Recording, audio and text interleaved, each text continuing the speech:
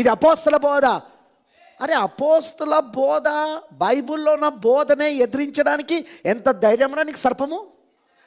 ఎంత ధైర్యమా సర్పం నీకు?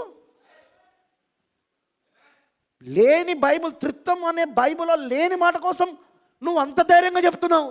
దేవుడు ఒక్కడే అని బైబిల్లో ఉన్నదాని కోసం నేను ఇంకా ధైర్యంగా ఎంత చెప్పాలా? నేను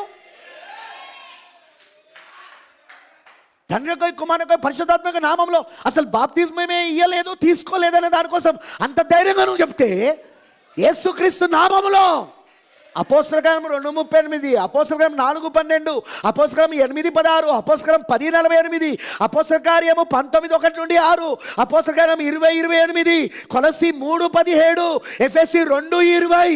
ఇంకెన్ని కావాలి చెప్పు? నీ లేఖనాలలో యేసుక్రీస్తు స్వభావం ఉంటే దాన్ని నమ్మని నువ్వు, దాన్ని తీసుకొని నువ్వు మళ్ళీ చర్చిద్దామంట.